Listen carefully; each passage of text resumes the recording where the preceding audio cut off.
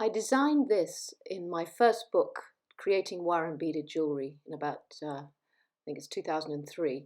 And I called it the Egyptian Classic Set. And it's really a cheat chain mail created out of rows of circles, and then you link them together with jump rings. So it's very simple to make, but it has the illusion of chain mail. And it was, I had to make these earrings recently that had that look to it, that I thought I would share this project with you. So if you add lots of jump rings, you can really create quite a complex piece. It really looks like you spent hours doing it, and it's just lots and lots of jump rings with these bars of circles.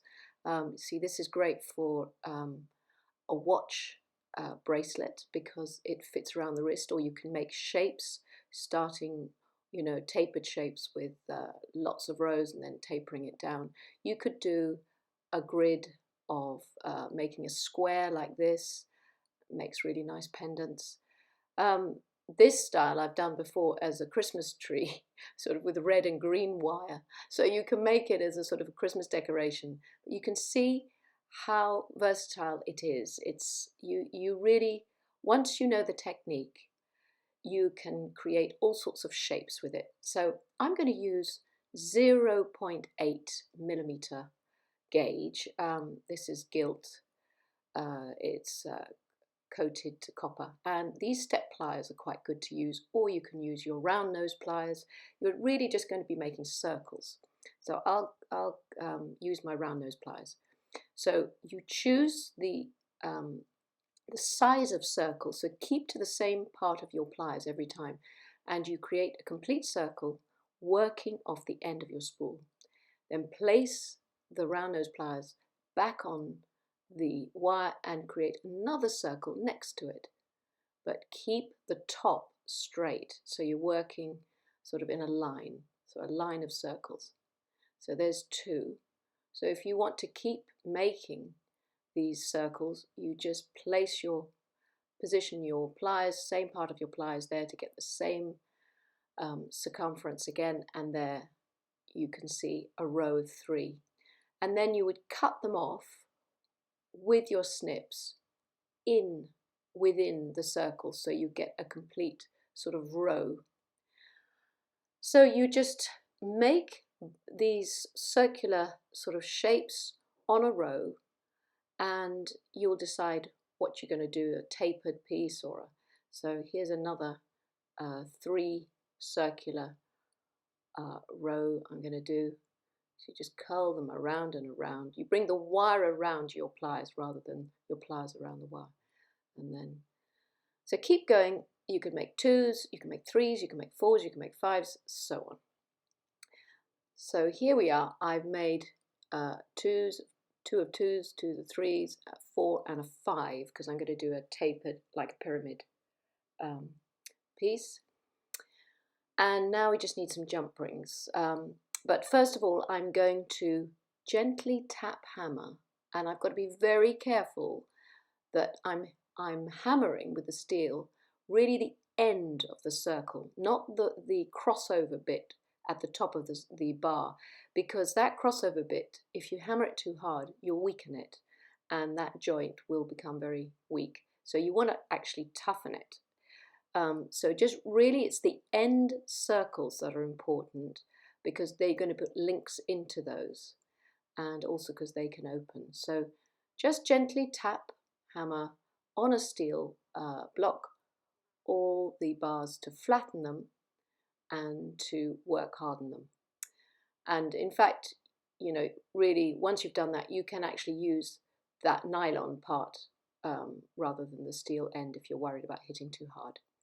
Now, when you hammer something, you tend to spread it open. So go back and look at all the ends where the cut ends of the circles are, and make sure there are no gaps.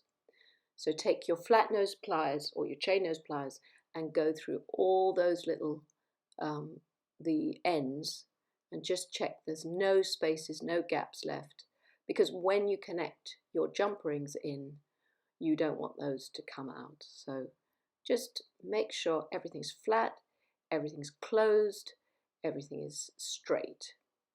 and yeah, just spend a bit of time going through all your components. So this is really, you plan it first as a sort of grid, and then you make each component or each unit, and then you'll make your jump rings to connect everything together. So once that's all done and you're happy with the bars of circles, then you create your jump rings. I have a video for making jump rings, and as you'll probably know, it's just creating a coil around your round nose pliers. You just on the same spot, so you just keep curling and curling and curling, and you create this sort of spring. And now you're going to cut each individual bit to create a circular link.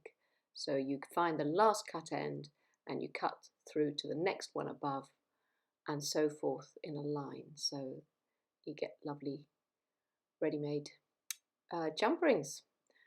So these are going to be your connectors, and obviously you want to try and do these roughly the same size as your circular circles on those bars, because then it will all look quite uniform.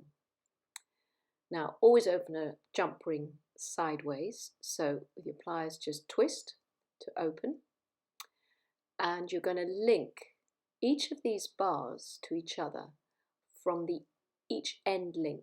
So the bar of 5, I'm going to link to the bar of 4 from the end links.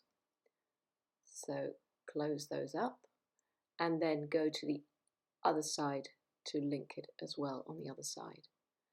So this is how you're going to start off, just linking them together. So one circle from one side to the other circle from the other side. And then whatever structure you've decided to put together, just keep doing that so that you get the rows all meeting up in lines. So one by one. And make sure I wiggle the jump rings a bit backwards and forwards, and that tiny bit of manipulation, that helps to work harden the links as well, because we're not using any solder, so we want to toughen the wire and make the structure as solid as we can.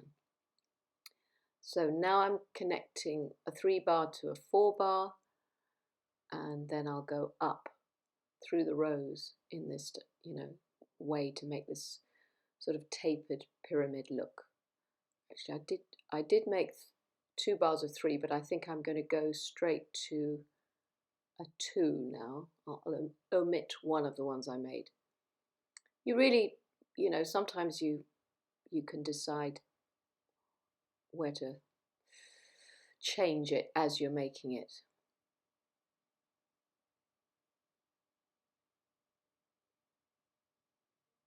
So now we're near to the end. I apologize for the quality. Sometimes the quality of my camera is not brilliant, but I'm hoping you can see all this. So I'm now putting individual jump rings. I'm nearly there to the top. Just keep connecting until we get it really tapered. That's the last 2 bar. Yeah, so now we're really on the last 2, and then we need 1 more. If you draw this out, you will see how many jump rings you need. I tend to sort of just eyeball it and then just keep cutting more. So here we go. So the last 2, and then we'll need 1 more to link onto a chain so that it hangs in the right direction. So now we're nearly at the top, and we can decide whether to hang something off the base of it as well, because you've got all those loops, so it really is asking for something to be dangled off the end. So a quick way to do this would be to use more jump rings and some seed beads. But now we have the pyramid structure, and then we can just keep adding more jump rings in between to make it fuller and to give the illusion of chainmail. And also we could dangle things off the last bar. So you can hang it that way around, or you can hang it the other way around. It doesn't matter which way you want to do it. So I'm going to put links in between because I feel there's the gaps that I need to fill. So by putting a couple of jump rings in the center, so linking, you know, the 4 bar to the 3 bar and so forth, that sort of fills up the grid in the center, so you don't see those bars as easily. The bars are circles. So here we go. I think that will make it a lot fuller. Yeah, that's better. And I might put a few more links in too to fill it up. So I'm going to leave that to you. And then for the ends, I've got some little turquoise seed beads here.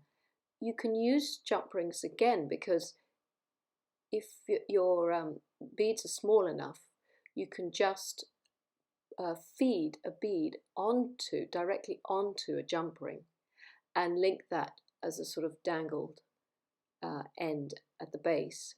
So here we go. You open your jump ring sideways and just thread a small bead onto the jump ring. Get my eyes working. Yeah, there we go. It's on the jump ring, and then we're going to link that to the to all the ends, and that will just give it a nice little finish with a bit of colour. So here we have it. I've put more jump rings on. I've put all the beads at the end. I found a chain, and so you can hang it this way or you could hang it the other way. Either works. So there's your finished cheat chain mail.